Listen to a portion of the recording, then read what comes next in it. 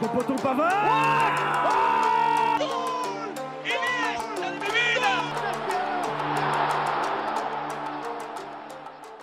Bonjour à tous et bienvenue dans En Première Intention, émission du 17 juin 2020. Et aujourd'hui, j'ai les titulaires qui sont réunis ici. Aurélien. Bonjour. Thomas. Bonjour. Et Dridi. Bonjour. Au programme aujourd'hui, comme d'habitude, les news. Ensuite, les news extraordinaires d'Aurélien.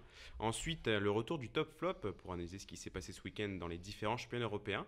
Ensuite, un petit débat sur le rôle des agents dans le football, avec notamment ce qui s'est passé cette semaine du côté du Paris Saint-Germain. Ensuite, les matchs à voir du week-end. Chaque chroniqueur va nous proposer un match à voir ce week-end. Et on finira par le retour du quiz. Je sais que mes chroniqueurs attendent ça depuis assez longtemps. Donc, on va commencer avec les news.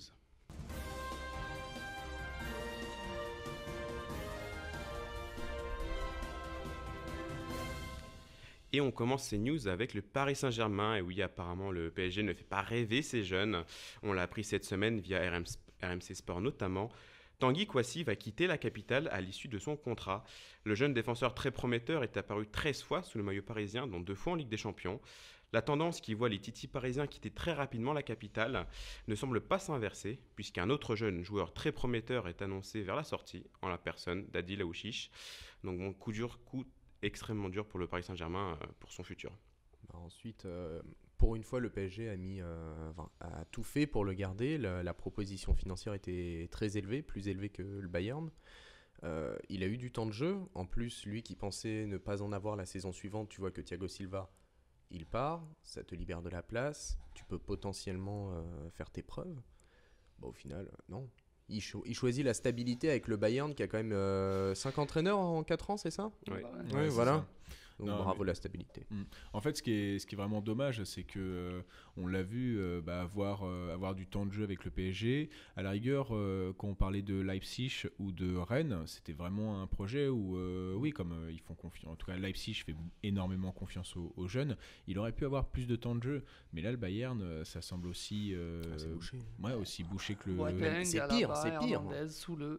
Voilà, tout ça à gérer.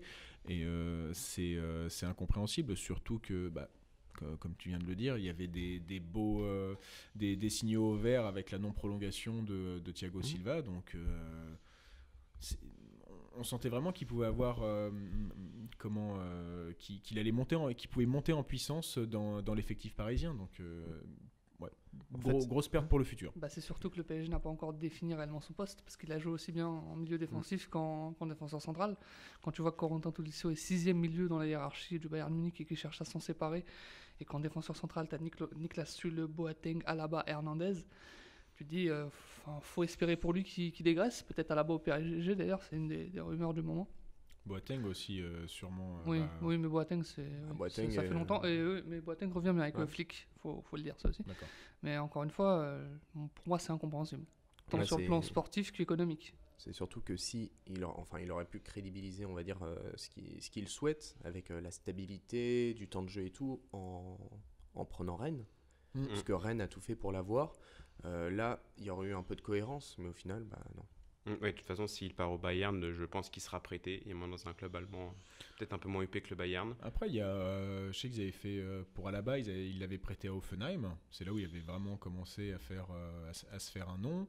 Et c'était bien passé. En plus, mine de rien, entre être prêté à Hoffenheim ou se retrouver à Rennes, Rennes a la Ligue des Champions, mais Hoffenheim, c'est pas mal. Et il me semble qu'ils peuvent être au moins en Europa League, parce que, petite chose drôle, comme la finale de la Coupe d'Allemagne est entre le Bayern et le Bayer Leverkusen, actuellement la 7e place est qualificative pour l'Europa League, oui. Et je crois que c'est Hoffenheim qui l'a. Donc c'est bien, comme quoi les 7e places peuvent être qualificatives pour l'Europe. Juste comme ça, je dis ça. Donc tout est possible, on verra si Tanguy Kouassi, parce que c'est pas encore officiel à 100% qu'il signe au Bayern, donc on sait en bonne voie, mais rien n'est fait pour le moment. Donc on va filer en Angleterre, puisque après avoir perdu Mikel Arteta, parti du côté de Londres et plus précisément du côté d'Arsenal, Pep Guardiola s'est attaché les services d'un nouvel entraîneur adjoint. Il s'agit de Juan Malillo. Méconnu du grand public, le technicien de 54 ans est une figure assez controversée en Espagne. Privilégiant ouvertement le beau jeu, si on peut dire, au résultat, sa carrière d'entraîneur a finalement eu beaucoup de hauts et de bas, se faisant limoger assez souvent par manque de résultats, mais toujours apprécié par ses joueurs notamment. Ancien adjoint de Jorge Sampaoli au Chili ou à Séville, Juan Malillo a tout pour coller avec la philosophie Guardiola, les deux hommes ayant une relation tout à fait particulière depuis les années 90 où ils se sont rencontrés lorsque Guardiola était joueur du côté du Barça, que Juan Malillo entraînait Salamanca en première division. Donc un très beau coup pour Guardiola qui va avoir en tant qu'adjoint quelqu'un qui connaît très bien et qui a des idées assez similaires en termes de jeu. Bah oui, c'est une super belle histoire, puisque lorsque il y avait eu les élections présidentielles, si À Barcelone. à Barcelone, si Guardiola avait choisi son camp, et donc s'il gagnait, bah, il pouvait devenir directeur sportif du club, et il voulait le prendre comme entraîneur, justement parce qu'il y a une philosophie de jeu, il y a quelque chose qui se crée avec cet entraîneur. Au final, ça ne s'est pas fait. Au final, l'entraîneur, quand il est parti au Mexique, bah, Guardiola l'a suivi pour pouvoir apprendre à ses côtés. Voilà, ils ont du respect l'un pour l'autre. C'est une histoire qui dure depuis des décennies et c'est bien qu'ils se retrouvent ensemble à City. Et puis, si cette saison était plus compliquée pour Guardiola, peut-être qu'avoir Lilo à côté, ça pourra l'aider peut-être à changer sa philosophie ou sa formation. Ou à prolonger même. C'est peut-être un coup Ouais. aussi fait par Manchester City pour pas pour le forcer à rester, mais en tout cas lui dire regarde, t'as l'entraîneur adjoint que tu veux, reste. On te donnera beaucoup d'autres choses si tu veux. Guardiola qui n'a toujours pas réussi ce qui était venu Plein de faire à choses. Manchester City, remporter la Ligue des Champions. Donc, Il est bien parti. Enfin, avec le Real, face au Real, il est bien parti. C'est il est déjà ça. parti pour passer en quart de finale. Transition toute trouvée, puisqu'on vient d'apprendre que l'UEFA a officialisé le fait qu'il y aura un Final 8 du 12 au 23 août à Lisbonne, entre les 8 quarts de finalistes de Ligue des Champions. Donc ce sera des matchs à élimination directe, quart de finale, demi-finale, finale.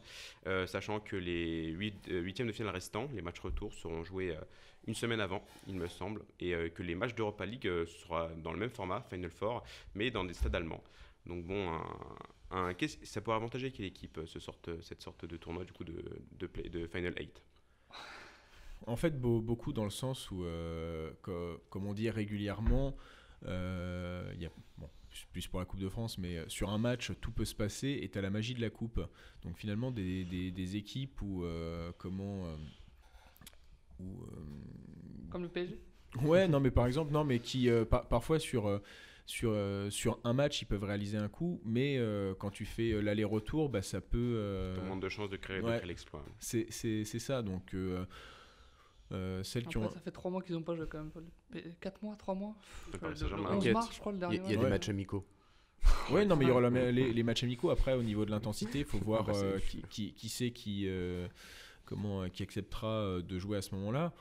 Déjà, il faudrait l'aval du père Fouras. Déjà, parce qu'on sait que les matchs de Coupe de Ouais, France, de la Ligue Ensuite, ont été programmés en fonction de Fort Boyard quand même. Donc, C'est vrai. oui. C'est Donc, pas on verra officiel, mais c'est vrai que c'est pas. C'est ce qui se raconte. Hein. Ensuite, Aolas qui veut faire, qui veut Un tournoi organiser amical, un ouais. tournoi avec les meilleures équipes de Ligue 1. Bon, Marseille n'y est pas. Bah, ils ont rien à jouer. La petite crotte de nez envers l'Olympique de Marseille. Non, pas mais c'est Mais vrai, voilà, il y a Montpellier, il y a des clubs, donc le PSG, ils vont rentrer dedans et ils vont pouvoir potentiellement. Ouais, non, mais c'est prendre du pas, rythme. c'est une bonne idée d'Olas, mais c'est vrai que c'est une bonne remarque que tu fais, c'est de ne pas avoir voulu Marseille, qui est quand même joué contre le second. C'est pour le bien du football français, c'est Ouais, pour le c'est bien. ça. Ouais, non, Mm. j'ai assez tapé dessus sur certains articles. Hein, donc, On va donc passer en Angleterre avec un peu de bonne action et c'est de la part de Marcus Rashford. Après avoir soulevé plus de 22 millions d'euros pour venir en aide aux plus démunis à cause de la crise du Covid-19, eh bien l'attaquant de Manchester United a réussi à convaincre nul autre que Boris Johnson, le Premier ministre anglais, afin de débloquer un programme d'aide financière pour les enfants défavorisés. Donc plein de bonnes actions de la part de l'attaquant de Manchester qui a promis de continuer des actions comme ça tout au long de sa carrière et c'est très bien de voir ça, surtout en ce contexte assez compliqué, notamment économiquement. Si ça peut inspirer des footballeurs français, c'est pas plus mal.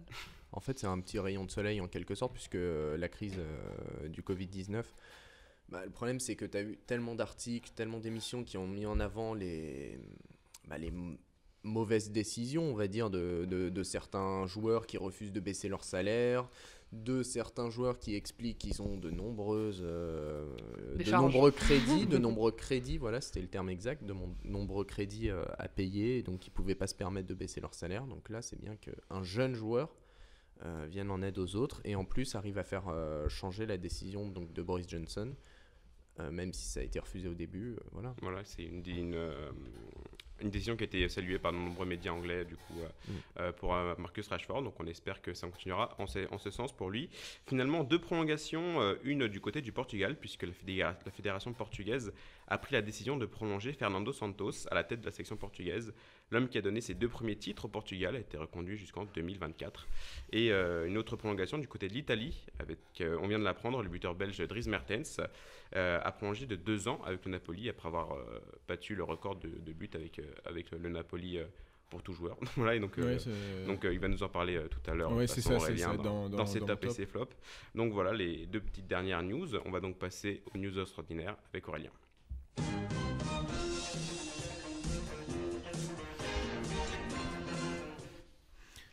Allez, c'est à moi. Bon, rien à voir avec Magnum, mais je veux quand même préciser que Le Seigneur des Anneaux est une des meilleures trilogies du monde. Voilà. Parce qu'on nous a emmerdé avec Harry Potter.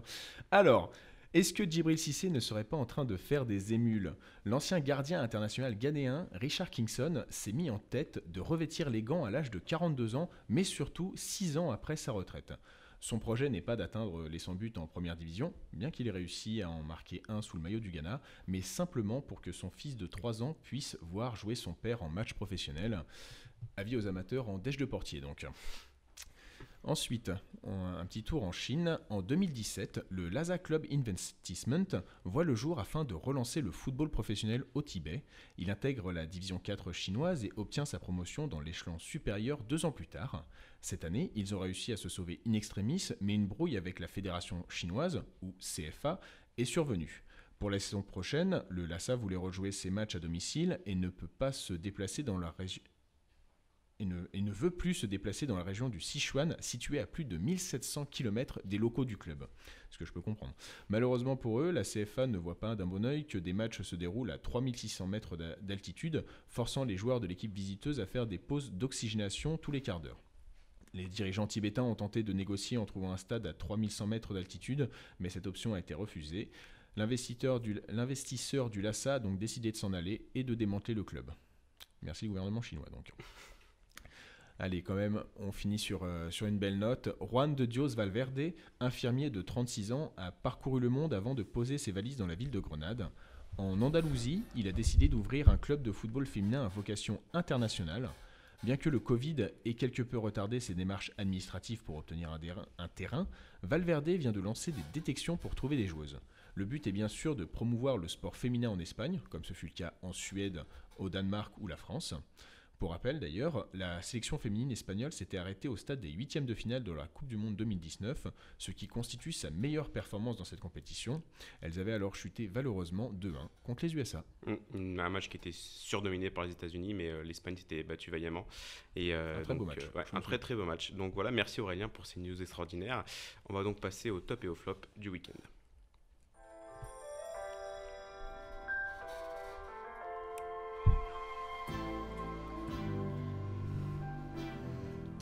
Les tops et les flops, et Aurélien, tu vas garder la parole puisque c'est la transition toute trouvée avec les news. Après sa prolongation, du coup, Dries Mertens, donc avant sa prolongation, il a quand même réussi à battre le record du nombre de buts avec le Napoli, c'est Dries Mertens. Oui, c'est ça, c'est que en plus, quasiment tout, depuis le début de la saison, donc le Napoli savait que Dries Mertens avait la fin de son contrat à la fin de l'exercice de 2020-2021.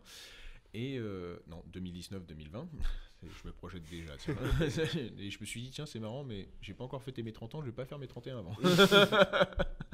Et non, plus sérieusement, donc c'était tendu, on l'a annoncé à l'Inter, parfois on l'a annoncé aussi du côté de l'Angleterre, donc on savait pas trop ce qui allait se passer. Bon, il a quand même continué à marquer des buts, et donc là, c'était en Coppa Italia, en égalisant, puisque c'était l'Inter qui avait ouvert le score.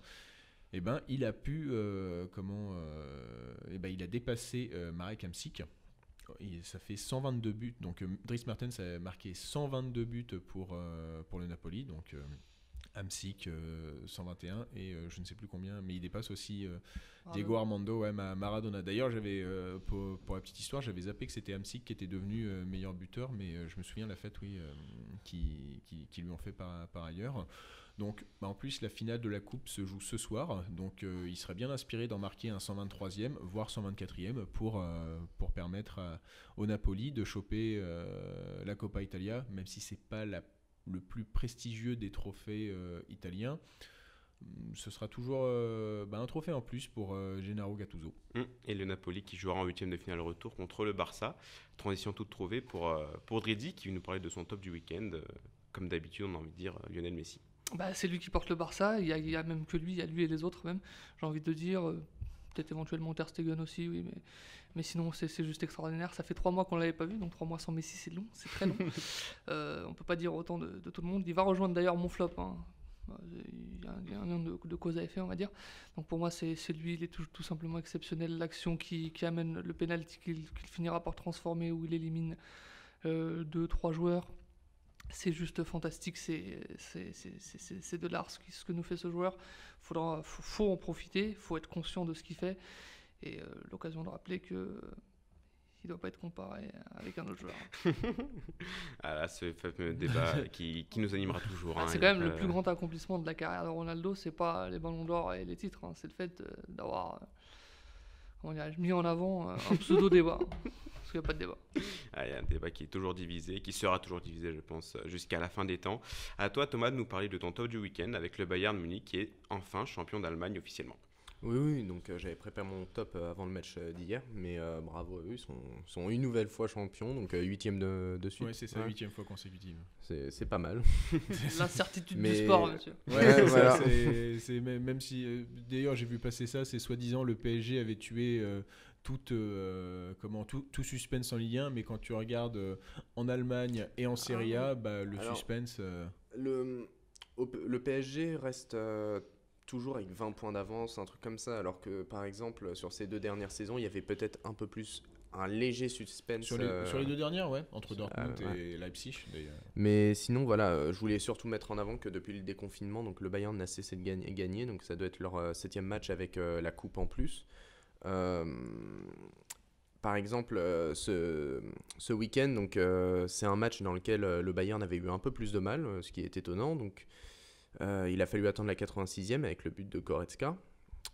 Flick, et ce qui est intéressant, c'est qu'en fait Flick a fait tourner donc l'ensemble de ses titulaires. Tu as eu Lewandowski qui était remplaçant, tu as eu Müller qui n'était pas titulaire. Tu avais Zirkzee, un très très jeune attaquant qui au final c'est lui qui a marqué, oui. Je crois que c'est son 4e but au moins. Il avait marqué un doublé il n'y a pas longtemps, Ouais. Au moins 3 4e buts pour Zirkzee en Bundesliga. Ensuite, à Cuisance qui commence à... Ce qui est intéressant, c'est que Flick a quand même fait renaître un peu Cuisance qui était, lors de la première partie de saison, inexistant. Donc en plus, là, il affronte son ancien club. C'est un beau clin d'œil. Oui, non mais oui, en plus on l'annonçait comme un très grand espoir, hein. Michael Cuisance, ça fait plusieurs années qu'on... Marseille était dessus, mais il a préféré signer au Bayern. Donc au final... ouais. Mais voilà, donc même avec une performance qui reste globalement poussive sur le match, avec des latéraux qui n'ont pas été exceptionnels, t'as Hernandez qui avait été titularisé et qui au final donc, a cédé sa place. Voilà, le Bayern s'est envolé vers le titre assez facilement durant le déconfinement, donc ils ont gardé un rythme intéressant dans les matchs. C'est ce qui est sympa, on pouvait penser par exemple à Séville contre le Betis. Tu vois, par exemple, le Betis, on pouvait penser qu'en Allemagne, en reprenant plus tôt, on allait avoir un rythme aussi important que le Betis, qui est inexistant. Donc, on t'en parlera juste après de ton flop du coup, Ruby et le Betis. On commence les flops avec toi, Drizzy, qui nous a parlé de Messi en top au Barça. Et malheureusement, il y a un autre flop au Barça, c'est Antoine Griezmann. Ouais, c'est Griezmann qui continue de décevoir, hein. Encore une fois, hier, j'ai regardé le match d'hier ce matin. J'avais vu quelques avis passer. J'avais demandé ce qu'il a fait comme d'habitude, à savoir faire des passes en retrait et n'apporter rien au jeu, un jeu sans personnalité. On m'avait dit oui. Donc j'ai vu et c'est vrai. Donc oui, c'est terrible, c'est un terrible constat, mais je pense pas que ça soit dû vraiment à la qualité du joueur. C'est plus un système qui n'est pas fait pour lui, parce que Griezmann, il a un style de jeu semblable entre guillemets à celui de Messi, sauf que bon, il y a 10 classes d'écart entre les deux, donc c'est Messi qui est le plus souvent à la baguette, et c'est tout à fait logique. Il n'y a pas de concurrence malsaine ou quoi que ce soit. C'est juste la logique. Maintenant, faut espérer qu'il réussisse à s'insérer dans ce système de jeu qui n'est pas fait pour lui. Alors que, encore une fois, on l'avait dit, à l'Atlético, il avait tout, il était le roi. Là, il doit être le serviteur du roi, voire des rois, parce qu'il doit aussi être le serviteur de Suarez parfois. Donc oui, encore une fois, on ne le dira jamais assez, c'est une bonne piqûre de rappel pour certains clubs. La qualité, c'est bien, mais la complémentarité, c'est mieux. Parce que Braithwaite, par exemple, qui est très complémentaire des joueurs du Barça, n'a pas plus de qualité que Griezmann, évidemment. C'est même il y a 10 divisions d'écart entre les deux, mais pourtant, il apporte plus. Pourquoi ? Parce qu'ils sont complémentaires. Ouais, donc avant de chercher des grands joueurs, il faut en chercher, bien entendu, il faut en trouver, il faut chercher des bons joueurs, mais il faut surtout voir qu'est-ce qu'il va apporter à l'équipe. Est-ce qu'il est complémentaire de mes autres partenaires ? Griezmann ne l'est pas. Peut-être qu'il finira par s'intégrer, je l'espère pour lui, mais ça sent pas bon. Ouais, surtout que voilà, pour revenir à Braithwaite, je dirais que comme il est moins complet que Griezmann, finalement, ça. Ouais, il apporte de la diversité. C'est un euphémisme, il est moins complet. Non, mais ouais, comme il est moins complet, il va pas essayer d'aller marcher sur d'autres plates-bandes, donc il se concentre sur ce qu'il sait faire. Et après, je trouve ça vraiment malheureux pour Griezmann quand on sait le joueur de classe que c'est avec l'équipe de France. J'espère que ça va pas. D'ailleurs, ça va pas en pâtir pour les Bleus. Ouais, bah oui, un joueur qui est pas bien mentalement, il l'est partout. Il est pas seulement dans son club. Sauf qu'à le Chili, on n'a jamais vu Jean Beauséjour aussi bon avec le Chili. Et Vargas aussi. Ouais, Eduardo Vargas qu'avec Hoffenheim ou avec Wigan pour les deux. Valence, Vargas qui est passé par Valence. Finalement, non, il nous reste encore 2 flops. Avec Thomas, tu nous en as parlé très rapidement avec le Betis. Il s'agit de Roubi, l'entraîneur du Betis, qui malheureusement n'arrive pas à faire jouer cette équipe qui était très suffisante il y a encore 1 an et demi environ. Avec Kike Setien notamment. Bah voilà, c'est compliqué de passer après Kike. Kike, il a permis au club d'avoir de nouvelles ambitions. Donc, puisque je pense pas qu'au tout début de l'aventure avec Kike, il pensait réellement pouvoir s'inscrire en Europa League et pouvoir postuler à quelque chose. Au final, avec Kike, ça s'est fait. Donc, par contre, il y avait du jeu et des résultats qui étaient satisfaisants, à l'exception de la saison dernière, qui était un peu plus compliquée. Donc, il a été limogé. Ça arrive. Pourquoi ? C'est bizarre, hein, puisque il a eu un beau parcours en Europa League. Certes, le classement final en Liga n'était pas mais ça fantastique. Au niveau de la qualité de jeu du Betis, ça se voyait que c'était en train de descendre très rapidement. Et au final, la saison vérifie tout cela, même si c'est plus qui Sétienne. C'est pas la même mentalité en plus entre Roubi et Sétienne. Roubi qui bricole un peu plus. Et malheureusement, il y a eu des erreurs de casting au mercato, notamment Borja Iglesias, qui est arrivé pour 25 millions, je crois 30 millions, très cher de l'Espagnol Barcelone, et c'était un deal perdant-perdant, puisque l'Espagnol est dernier de Liga, et que Borja Iglesias est très très mauvais malheureusement avec le Betis. Il est préféré même, Loren Moron est préféré à Borja Iglesias, donc compliqué pour le Betis qui quand même devrait se maintenir en Liga. T'as aussi Pedraza par exemple. Le prêt de Villarreal. Latéral gauche, qui a été très bon avec Villarreal l'année dernière. Latéral gauche très offensif. Ah oui. Non mais oui, parce que comme Villarreal jouait à 5 par exemple, il jouait piston gauche. Donc avec le Betis, il est très offensif, mais c'est quelqu'un qui a énormément de potentiel. On l'a vu avec Villarreal, et c'est dommage de ne pas le voir avec le Betis. Surtout que tu as un bon effectif quand même. Le milieu est pas moche. T'as Nabil Fekir qui est très très bon avec le Betis. C'est le seul joueur qui surnage un peu du côté du Betis. Et encore, il est pas constant. Le problème, c'est que Fekir n'est pas constant. Oui, mais il est seul en même temps. Bah oui, il est seul. Normalement, t'as William Carvalho aussi qui est très très loin de son niveau habituel. Oui, mais là c'est Roubi. On en a longtemps parlé dans des top clubs quand même. Même après sa première saison. Surtout que c'était un braquage le fait qu'il arrive Betis pour gratuitement. Mais je crois qu'ils ont quand même payé une amende. Ouais, ils ont payé comme une pour amende. Jason Martins. Mais bon, d'un côté. Une amende dérisoire. Non, mais c'est ça, je crois que c'est 10 ou 20 millions. Quand tu sais la qualité de joueur et comment les Portugais savent négocier. À l'Euro 2016 notamment, William Carvalho. Ouais.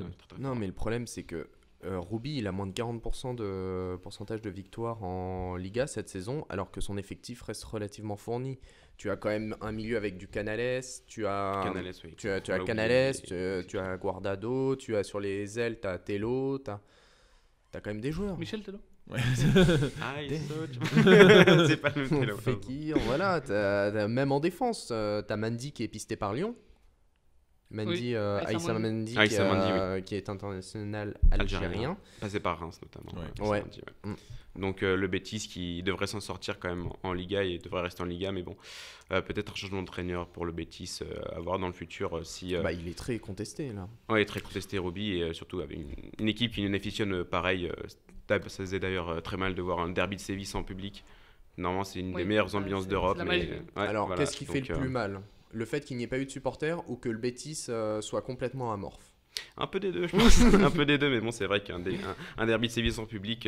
Ils ont pas mis C'est des dommage. supporters virtuels, je crois qu'ils ont pas mis. Il n'y a pas un truc comme ça maintenant. Si, tu peux actionner l'option bruit. Putain, c'est cool. Maintenant, t'as du bruit. Tu mets du supporter virtuel. Chapeau le monde d'après. Et oui. Et bah Aurélien, tu vas garder la parole et tu vas nous parler de ton flop, ton cher AC Milan, et avec Ante Rebic qui s'est distingué d'un geste pas hyper classe ce week-end. Hein. Un bel high kick. Que À la Zlatan. Somme toute. Voilà, que Zlatan Ibrahimovic, que Eric Cantona n'aurait pas renié. Ouais. Bon, c'est dommage parce que limite, pareil, ça faisait 3 mois qu'on n'avait pas eu de football en Italie. On se dit en plus, on se démarre avec la Coppa Italia, qui n'est pas la compétition la plus suivie du côté de la botte. Mais on se dit, allez, quand même, ça va faire du bien, on va pouvoir regarder du football. Et notre ami croate a mis un beau coup de pied. Il a réussi donc à se faire exclure directement dès la 17e minute. Et déjà que le match était bof, il est devenu complètement insipide. Et il s'est fini sur un 0-0, mais complètement terne. Voilà, la Juventus file en finale, le Milan AC, limite, il s'en foutait parce qu'on a fait rentrer, je crois qu'on a fait rentrer le jeune belge Selfmakers. Donc on a et Diego Laxalt. C'est pour te dire comment on n'avait plus rien à faire. Cette révélation de la J'avais Coupe vu du Monde. L'Axel, cette révélation de la Coupe du Monde qui Bah, n'a pas fait grand-chose. Magui Quoi. qui surfe là-dessus. Oui, Ouais, c'est c'est vrai. ça. Copa, il était bon. Hein. Quoi À la Copa, je sais pas s'il a joué normalement à la Copa, Diego Laxalt. Ouais, en fait, c'est pas un latéral. Non, c'est un milieu. Oui, mais il l'utilisait comme latéral. Donc il laisse des trous d'air et finalement, comme devant, il est obligé de rester un peu de. Et ben il s'entre mal derrière. Donc qu'est-ce que vous voulez que je vous dise? Tu veux le mettre à la place de Calhanoglu, votre héros? Quand je découvre que ce mec-là a fait plus de 100 matchs avec le Milan AC, c'est au moins 99 de trop. Mais non, mais voilà, bon, moi, ouais, vraiment, c'est vraiment dommage parce que même si on s'attendait pas, enfin, je m'attendais pas à une victoire du Milan AC. Ça a fortement tout terni et je pense que on va finir, on va essayer de consolider la 7e place et d'aller chercher la 6e qui est quand même qualificative pour aussi pour l'Europa League, mais la saison s'annonce bien terme. Comment? Est-ce qu'on Ah va oui, vous c'est vrai, autoriser à jouer? C'est pas, C'est ça, là, c'est ça. Combien d'années Alors normalement c'était juste cette année. Mais On va on vous en verra. rajouter une petite. non, il y a peut-être Rangnick qui va arriver. Ça, on l'attend. Moi, personnellement, je l'attends aussi. Vu le travail qu'il a réussi à faire à Leipzig, s'il pouvait nous dégoter, d'ailleurs, je crois que, mine de rien, l'arrivée de Kalulu, c'est un peu... Provenance de Lyon. Oui. Gédéon. Bravo Bah, Rudy Garcia. ensuite. Non. Alors là, c'est pas la faute de Rudy Garcia. Oh. Non, car l'histoire, c'est que les négociations avaient démarré l'année dernière et le problème, c'est que le père, il y a 4 enfants. Ouais, il y a Aldo, Gédéon. Alors honnêtement, les prénoms, Gédéon, ça me suffit parce que j'en rigole, mais C'est vrai. t'as eu tous les enfants qui sont, donc t'en as un qui est encore dans le centre de formation, sauf qu'aucun de ces joueurs n'a joué à Lyon. Et en fait, il y avait déjà donc un mauvais a priori. Et il y avait un rendez-vous qui était très très important et qui était, pour le père, c'était très important de le faire donc, au mois d'octobre ou novembre. Et le problème, c'est que Juninho a dit que il pouvait pas, il allait reporter ce rendez-vous parce que c'était la crise à Lyon. Et donc, ça a fortement vexé la famille Kaloulou. Et voilà, le problème, c'est que ça peut arriver avec notre prochain débat, mais les jeunes, maintenant, ça leur fait... Ouais, mais après, ils encore une fois, ils rêvent plus de jouer avec leur maillot. Aldo Kaloulou, quand il voit les performances de Tété et Raphaël, je suis pas sûr qu'ils se disent oh la concurrence est folle quand même.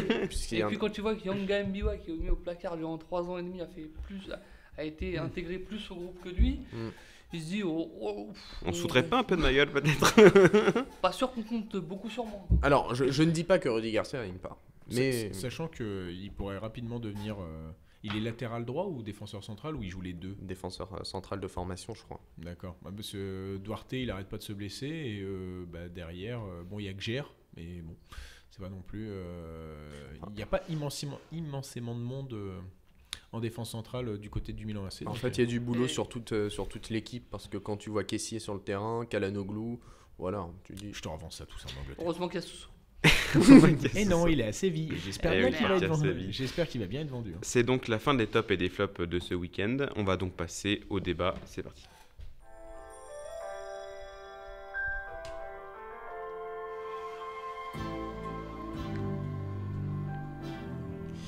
Un débat qui va être assez rapide pour un manque de temps. Et oui, on s'est beaucoup étalé sur les tops et les flops. Donc, du coup, le débat qui va concerner le rôle des agents. On l'a vu cette semaine avec le cas Kouassi, plutôt dans l'année avec le cas Liadji du côté de l'OM. Le rôle des agents est de plus en plus important et on voit par conséquence, de lien indirect ou non, les jeunes plus aller directement à l'étranger plutôt que de commencer leur carrière pro dans leur club formateur. Donc bon, est-ce que le rôle des agents est devenu trop prépondérant au détriment de l'intérêt de leurs clients du coup? Alors Question très vaste. Pour le coup, je dirais pas que ça soit les agents. Enfin, en se disant, les jeunes ont de plus en plus, par exemple Hugo Bertelli qui a 16 ans, il a déjà un agent, mais en fait c'est surtout l'entourage des joueurs. C'est surtout les membres de leur propre famille qui sont peut-être... C'est peut-être trop important. Puisque quand tu vois des frères, le frère de certains joueurs qui demandent plus d'argent et qui dit oui, mais tu vas t'amuser dans un autre club étranger, voilà, c'est ça le problème. C'est que la famille, dans l'ensemble, souvent ça pose des problèmes. Bah, surtout en fait, moi la plus grosse problématique que j'ai là-dessus, c'est que les contre-exemples de jeunes joueurs français qui sont cassés les dents en partant trop tôt en Angleterre, en Italie, en Espagne, en Allemagne, mais t'en as toute une palanquée. Alors ok, je veux bien comprendre, ton club formateur il te fait pas forcément confiance, mais à quel moment tu dis bah tiens, redescendre d'un étage pour aller en Ligue 2, ce serait pas mieux? Ou alors oui, je suis du centre de formation du PSG ou de l'OM, il n'y a pas beaucoup de l'OM, certes, mais est-ce que si j'allais pas aller à Reims ou des choses comme ça, c'est ça, c'est à quel moment, à quel moment tu peux te dire tiens, je vais aller Manchester United ou je vais aller au Bayern et je vais m'imposer tout de suite. C'est ça qui me gêne, parce que finalement les exemples qu'on a, bah, c'est du Paul Pogba. Bah oui, Pogba, quand finalement le voir réussir, quand on voit quand même, pour moi ça reste un crack, inconstant et parfois nonchalant, ok, mais ça reste un sacré crack. Pour Moussa Dembélé... Ça va quand même, Moussa Dembélé. C'est pas mal. Bah oui, mais c'est ce que je vais dire. Il est parti à l'étranger.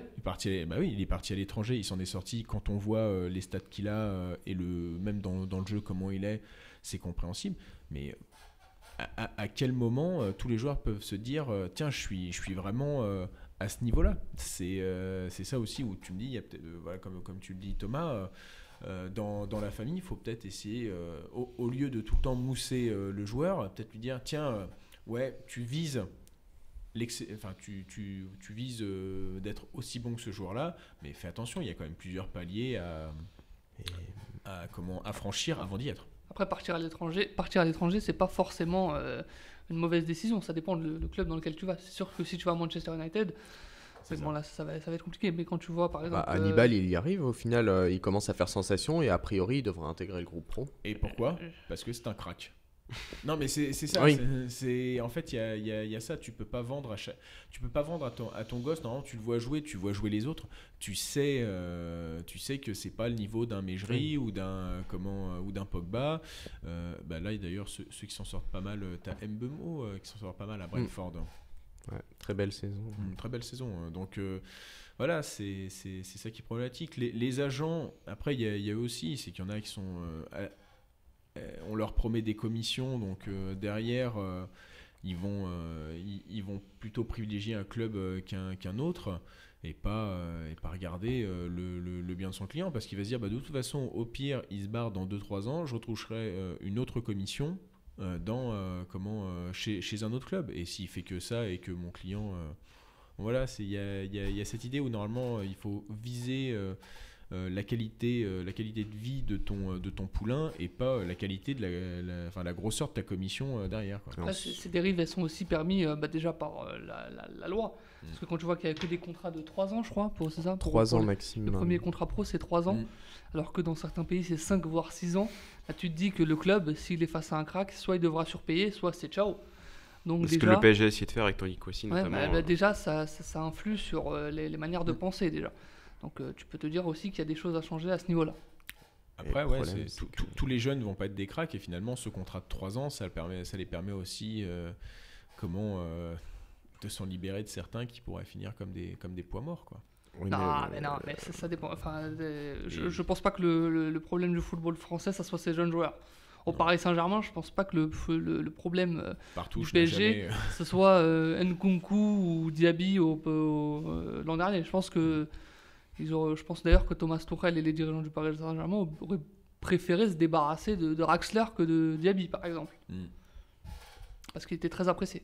C'est vrai, du coup, que les cadres qui sont déjà installés, notamment Paris Saint-Germain, et qui ne veulent pas partir parce qu'ils sont très bien dans le club, malgré le fait que des fois leur performance du coup baisse un peu, notamment avec le cas de Draxler avec le Paris Saint-Germain. Draxler, je le comprends, moi aussi, 7 millions d'euros par an. Est-ce que c'est vraiment du coup de la faute aussi de ces cadres qui ne veulent pas partir, mais laisser leur place aux jeunes, qui forcent vraiment la main aux jeunes, notamment parisiens, au Paris Saint-Germain, de partir quand tu vois que à l'étranger. Au-delà de l'étranger, c'est partir. Quand tu vois par exemple Aouchiche, je crois qu'il a combien de minutes dans Ligue 1, Aouchiche, 15 minutes. Quand tu vois que Julian Draxler a plus de minutes que lui alors qu'il fait rien sur un terrain, et qu'il lui reste 1 an de contrat et qu'il est indésirable, il y a l'Union Berlin ou l'Hertha Berlin. Non, c'était le Hertha. Le Hertha, quand ils sont fait... qui a proposé, sauf que lui ça n'intéresse pas. Donc tu te dis, ce joueur-là, pour le vendre, ça va être très compliqué. En plus, c'est un peu le serpent qui se mord la queue, parce que tu as toujours cette tentation de le faire jouer pour qu'il soit bon et potentiellement pour le revendre. Sauf que plus tu le fais jouer, plus il est mauvais. Plus tu devras tenter de le refaire jouer pour prendre un peu de caillasse. Et derrière, Aouchiche ne joue toujours pas. Voilà. Je suis pas d'accord avec Dridi, puisque le problème c'est que tu as aussi le fait que l'attractivité de la Ligue 1 diminue et que les mais il y a ça, oui, bien sûr. Oui, mais regarde par exemple, tu prends un exemple, un gros salaire, pas très bon, à Marseille, t'as Strootman. Et pourtant, il a fini sur le banc. Camara a pris sa place. Ouais, mais parce que Villas-Boas est capable de faire ça. Le problème, c'est que par exemple, Kouassi, on lui a fait de la place pour qu'il s'installe. Mais le problème, c'est que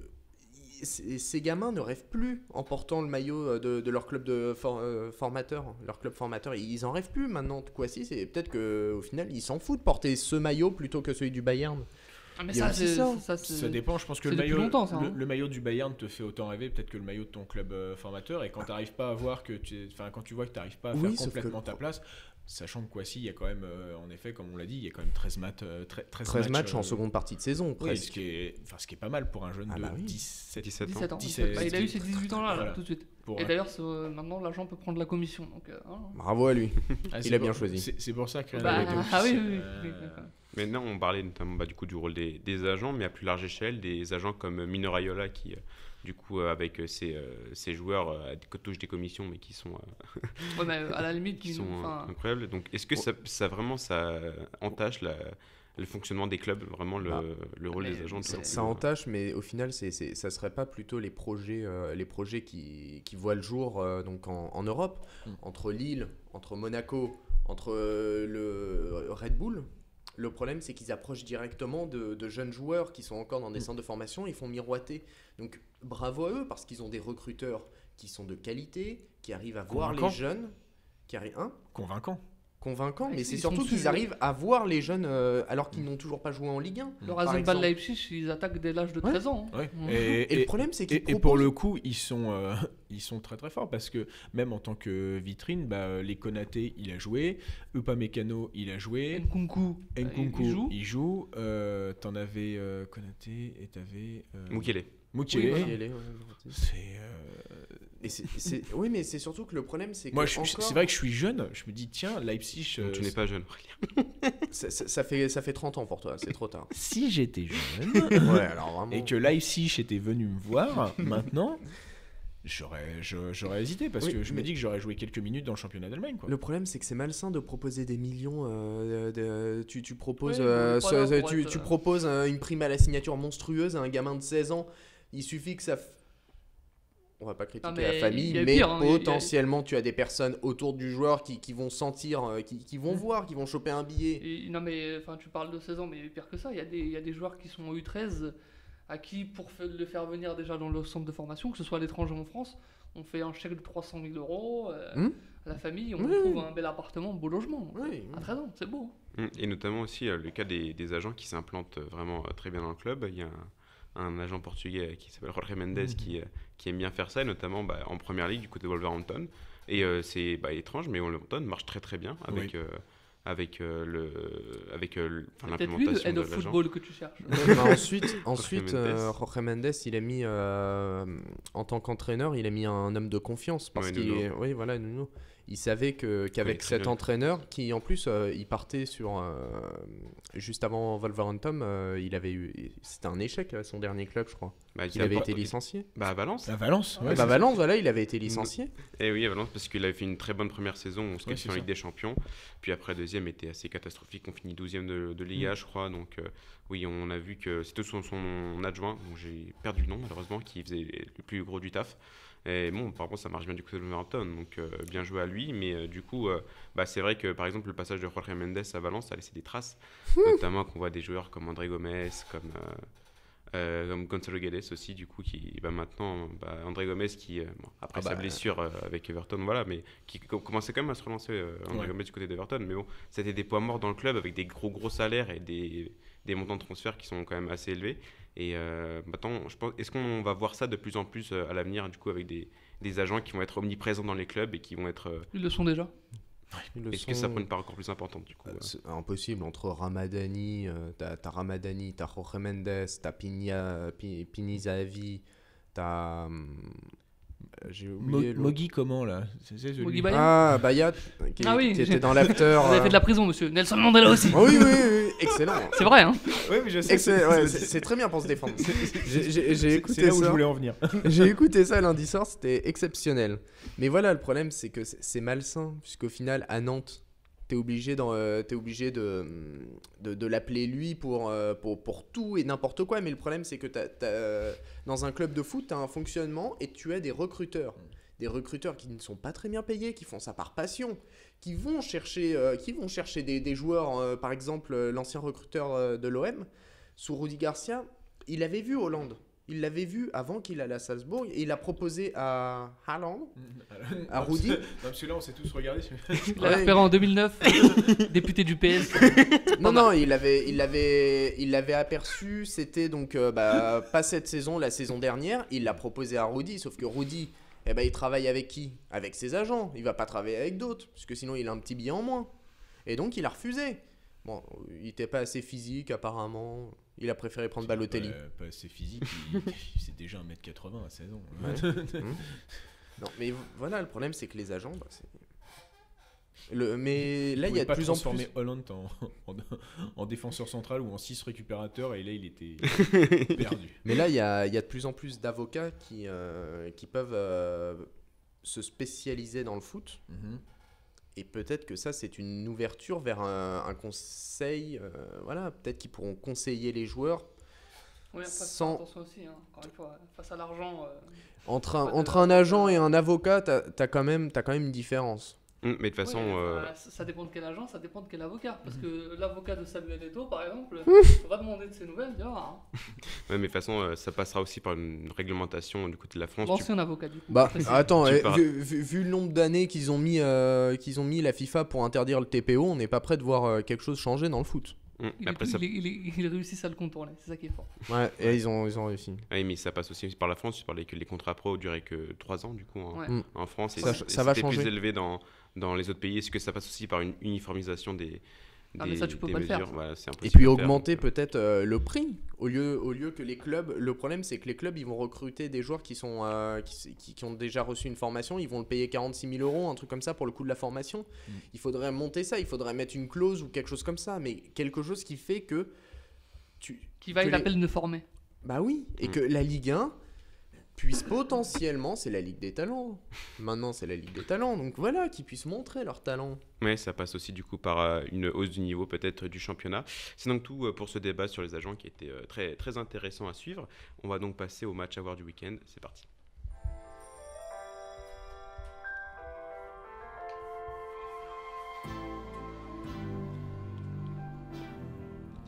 Et on va commencer par toi Aurélien qui va nous parler d'un match très très intéressant de haut tableau en Serie A entre l'Atalanta Bergame et la Lazio de Rome.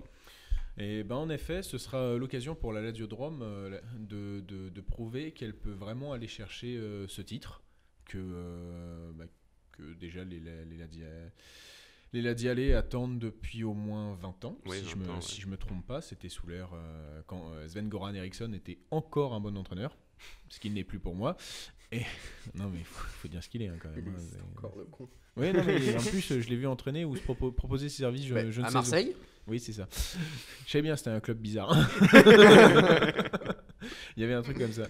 Et l'Atalanta, en fait, c'est vraiment un peu... C'est quand même malheureux perdant, parce que si derrière, la Juve rencontre Bologna lundi prochain, donc, et en plus au stade à domicile... si elle gagne, elle aura donc 4 points d'avance. Donc il faut que la Lazio continue à mettre la pression sur la Juventus. Mais en attendant, l'Atalanta, elle veut aussi garder Une place en Ligue des Champions. voilà, sa ouais. place, et sachant que c'est l'AS Roma qui lui court après. Donc vraiment, malheureux vaincu, et même un match nul ne contenterait aucune des deux équipes. Et puisqu'on voulait un peu de spectacle, quand même, Simone Inzaghi contre Gasperini, c'est un choc Immobile-Zapata. Je pense que tout le monde aimerait voir ça. Oui, on verra, je pense, beaucoup de buts dans ce match, on l'espère. En tout cas, Dridi va nous parler d'un choc de Première Ligue entre Everton et Liverpool, le derby De la Marseille. de la Marseille. De la Merseille. C'est un match qui va bien au-delà du classement. On le rappelle, Liverpool est premier, 27 victoires, un match nul, une défaite. Les Everton, il me semble qu'ils sont, si je dis pas de bêtises, en deuxième partie de classement, 12e, oui, pas loin, l'Everton de Carlo Ancelotti, malheureusement. Enfin, il arrive en cours de saison. Il arrive en cours de saison, oui. Oui, sachant qu'ils ont un bon, ils sont Ouais, bien en il forme commence- depuis qu'il est là, Ancelotti. Il commence pas mal, effectivement. Donc, déjà, ce sera une belle opposition, je pense, entre deux très bons coachs. Ça sera une belle opposition également entre deux clubs rivaux qui se détestent. Et malheureusement, il n'y aura pas de supporters. Bon, ça, c'est le petit bémol. Et ça sera l'occasion également de revoir Liverpool, qui est une équipe qui doit mettre énormément d'intensité pour briller, qui n'arrive pas. C'est la Qui n'arrivait spécificité.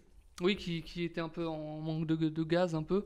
Et c'est une des spécificités de club. Donc, ça sera très intéressant de revoir si, justement, ils seront aussi compétitifs qu'ils l'ont pu l'être tout au long de la saison dès ce premier match. Ça me semblerait quand même assez étonnant, mais avec Liverpool, on n'est jamais au bout de nos surprises. Il faut se souvenir que lors du Boxing Day, ils étaient allés en tournée, ils étaient allés jouer leur Coupe du Monde des clubs. Je crois que c'est au Qatar. Ouais. Ils ont fini par gagner difficilement. Ils étaient revenus 3 jours plus tard. Ils avaient Attends, enchaîné ouais. les succès. C'était assez impressionnant. Donc, un beau match à voir. Parce qu'en début de saison, le pressing était aussi impressionnant. J'arrive plus à me. En début, Où ça cherchait Oula. encore. Parce qu'en fait, c'est ça, c'est que j'essaye de faire un parallèle entre la coupure. Et... moi, je me souviens qu'ils avaient pas mal de réussite en début de saison. Ouais. Enfin, elle les a un peu suivis tout au long de la saison d'ailleurs, hein, donc c'était assez fou. Quand tu vois, d'ailleurs, je crois que lors du premier match, il y a un contre son camp, je crois que c'était face à Norwich, ou un but invraisemblable. Oui. Donc, c'est vrai ouais, il y a beaucoup de matchs où Liverpool était à 2 doigts de... De perdre. Bah, à de l'inverse, perdre, à l'inverse, faire mieux. Manchester City en championnat, t'as l'impression de revoir la saison 2016-2017 où ils dominaient pas mal, mais déjà quand ils n'avaient pas le ballon, c'était très difficile, notamment dans le pressing. Il n'était pas coordonné, il n'y avait pas énormément de courses. Et puis surtout, malgré leur domination, ils ne marquaient pas et ils se faisaient surprendre bêtement sur une frappe ou 2 tirs. Tu sais comment c'est possible. Donc, pour City, ça ressemble à 2016-2017. Pour Liverpool, bon, bah, c'est la saison du champion. Ouais, c'est ce qu'on appelle la chance du champion. Et finalement, Thomas, tu vas nous parler d'un match de Liga qui aura lieu demain à 22h entre le Real Madrid et Valence. En parlant de chance, le Real avec Zidane. Bah oui, le Real, donc ils ont repris de la bonne manière en battant Eibar. 3-0, donc 3-1 et 3-0 à la mi-temps. Donc ensuite, ils se sont un peu reposés. Ouais. Mais comme ça, ils ont pu faire tourner aussi les joueurs. Ils ont essayé Ferland Mendy en arrière droit. Ah oui, je milite pour cette... Oui, j'ai vu passer. Et donc voilà, le Real, l'avantage, enfin, ils montrent qu'ils sont encore là pour se battre pour le titre. Donc ça va être compliqué en Ligue des Champions avec l'avance qu'a pris City, mais ils sont toujours à 3 points. 2 points, je crois. 2 points de la première place. Donc voilà, c'est face à Eibar, c'est bien, mais on va voir face à Valence qui a fait un match nul face au grand frère Levante. Ouais, en marquant la 89e minute et prenant un penalty grâce à débile qui à la dernière minute. Mokhtar Diakabi. On avait reçu une offre. Formation française. Valence qui avait reçu une offre de 35 millions de la part de Wolverhampton pour Mokhtar Diakabi et qui a décidé de le garder. Voilà, très bonne décision encore de la part des dirigeants de Valence reste un adversaire plus coriace qu'Eibar, donc on va voir si le Real revienne bien avec la prépa physique, donc qui est quand même l'une des spécialités du Real Madrid dans l'ensemble. C'est un premier choc pour le retour de la Liga, parce que Valence est toujours en course pour l'Europa League. Ligue des Champions même, ça reste hyper serré pour la Ligue des Champions. Tu crois vraiment à la Ligue des Champions ? Faut toujours y croire. Ça va être très très très très difficile. T'as une défense avec Diakabi. Mais il va plus jouer là, ça y est, il n'y a plus qu'une confiance en Mokhtar Diakabi. Et vous forcez, Valence joue pour Rodrigo. Rodrigo est un joueur excellent et malheureusement après ça il aurait dû aller au Real lorsque Lopetegui était arrivé, il le voulait. Oui, mais il y avait un projet qui était en place à Valence avec notamment Marcelino qui a volé en éclat en début de la saison. Donc voilà, donc c'est compliqué, mais apparemment une équipe qui tourne autour de Rodrigo, oui, mais Albert Celades, le coach de Valence, teste de plus en plus un 4-3-3 du coup avec Rodrigo à droite, en pointe Maxi Gomez à gauche Guedes, c'est un milieu avec Coquelin, Kondogbia, Parejo. Donc sur le papier ça a de la gueule, mais maintenant à voir. C'est derrière où ça me fait peur en fait. Ouais, derrière il n'y a que Guy Lamon, du coup le Canterano qui a un très bon potentiel et qui n'avait pas de contrat avant le mois de janvier. Oui, c'est ça. Il a toujours pas de contrat ? Si, je crois qu'il a été prolongé quand même, faut pas déconner. Mais derrière, oui, t'as Garay qui se blesse souvent, Gabriel qui sera pas là contre le Real d'ailleurs. Ouais. Donc on se dirige vers une charnière Guy Lamon-Coquelin, donc Coquelin qui sera pas à son poste. Garay qui se blesse souvent, qui est encore blessé du coup parce qu'il a une rupture des ligaments juste avant le confinement et bon confinement. Ouais. Bon confinement sur TikTok d'ailleurs, Garay qui devient complètement fou. Mais ça c'est autre chose. Il est en fin de carrière, il prépare fin de carrière mais qui était toujours performant, Garay qui est toujours une assurance derrière, mais bon voilà, Gabriel qui se baisse assez souvent, Diakabi qui peut se montrer bon surtout dans le jeu aérien et le jeu physique, mais dès qu'il faut partir au niveau de la relance notamment et au niveau de l'intelligence de jeu, malheureusement il y a des manques et Mangala qui est là, qui est juste pour dépanner puisque il est encore très limité Liaki Mangala. Donc voilà, saison très compliquée pour le Valence. Le match aller c'était soldé par match nul avec un but à la dernière minute du Real Madrid avec Thibaut Courtois qui a fait marquer d'ailleurs sur corner. Donc voilà, c'est un but de Benzema je crois en plus. Donc un match très intéressant je pense à voir pour peut-être pas pour le spectacle, mais surtout pour voir si Zidane va par exemple réitérer sa confiance pour Marcelo à gauche, ou est-ce qu'il va refaire jouer Ferland Mendy qui dans les gros matchs était titulaire parce qu'il défendait mieux que Marcelo. Sergio Ramos était plus safe aussi parce qu'il avait moins d'espace à couvrir, faut le rappeler. Oui, c'est ce qu'il avait dit. C'est donc tout pour les matchs à voir du week-end. On va donc passer à la dernière rubrique, la rubrique que nos chroniqueurs attendent puisque ça fait 3 mois qu'ils veulent en découdre. C'est parti pour le quiz.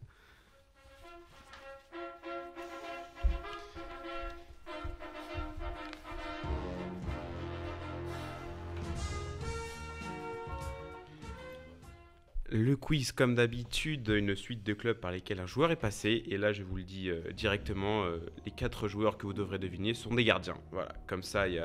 Est-ce que c'est dans l'ordre chronologique ? J'ai cru qu'il allait nous dire ça directement. Et là, j'allais être frustré avec Dridi. Et non, on va donc commencer avec le premier joueur. On commence par l'Olympique de Marseille. Il y en a. On en a eu quelques-uns. Pas le droit de noter Thomas d'ailleurs si jamais. En plus il y a des caméras pour le voir ici.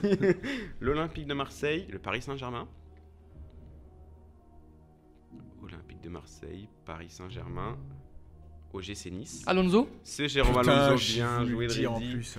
Donc 3 points pour Dridi. C'est tout Là-bas, il n'y a que 5 clubs pour chaque, Ah oui. pour chaque joueur. La question est la suivante, Tu évidemment. grattes des points. Tu réponds bien, tu doubles tes points. Par quel gardien a-t-il remplacé à l'OM en 1996, Jérôme Alonso? Je crois savoir. À l'OM. Ouais. Assez vite par contre, parce que là... Bon, c'est bon, là, il a perdu. Bon, Allez, tente un truc. Ça fait 10 ans. sans conviction, mais c'est même pas ça. Mais Barthez, mais non. Et non. Porato. Et non, c'était Andreas Kopke. Ah. Et oui, suite à l'Euro 96 Putain, avec j'aurais dû dire l'Allemagne. Alonso. Putain. Ça fait 3 points pour Je me Dridi. dégoûte. Prochain joueur, on commence à Cruzeiro. Oh. Ça me donne une idée, j'ai envie de tenter quelque chose. mais non. Cruzeiro, ensuite Lugano. Ah non, ça me donne au moins envie de tenter. Cruzeiro, Lugano, Grêmio. Putain. Oh non, c'est pas celui auquel je pense là. Cruzeiro, Lugano, le Grêmio, l'Internacional, Attends, l'international, Ah. l'international. Brésil. L'International, Ah. le club brésilien. Si tu finis par Sao Paulo, Et le dernier club, Milan AC, Dida. Dida. Dida, putain. Ah, j'hésite. il a un point, là. hésité. Un point, oui, un point. Ah, j'ai hésité. Et la question est la suivante, combien de saisons a-t-il passé au Milan AC, Dida? 7. C'était 10. Et oui, un point pour Aurélien. Le prochain gardien, on commence à l'AS Monaco. toujours pas dans l'ordre. quoi. L'AS Monaco, l'AS Roma. Flavio Roma. Roma. C'est non. Oh, on est tombé dans le piège. Thomas, tu peux proposer quelque chose? Tu peux Attends, proposer attends. quelque chose? Ah, il doit proposer avant Oui. le 4ème club. au moins. 5, 4, 3, Ah, 2. là, j'ai pas d'idée, là. Et non, donc ça on pourrait reproposer. Stekelenburg. C'est Stekelenburg, Ah, bien oh. joué Dridi. Bien joué. 4 points pour Dridi. En quelle année Ah. honore-t-il sa première sélection avec les Pays-Bas, Martin Stekelenburg? 2016. 2004. Ouais.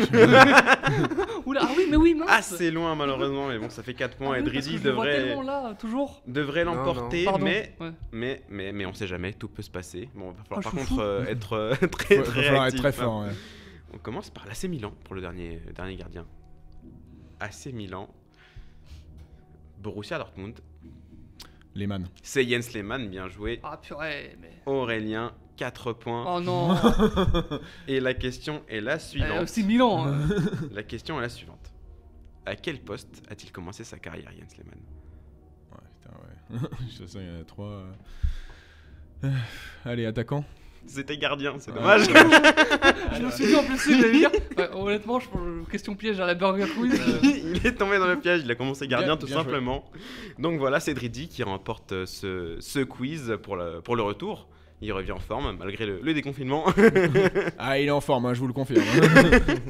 En forme de quoi, je ne sais pas, mais en forme. C'est donc tout pour cette émission. Merci à vous de m'avoir suivi comme d'habitude les chroniqueurs. Merci à la régie qui a eu du boulot aujourd'hui avec le nouveau setup. Je vous remercie aussi les gens qui nous suivent et qui regardent l'émission. On se retrouve la semaine prochaine. Ciao ciao.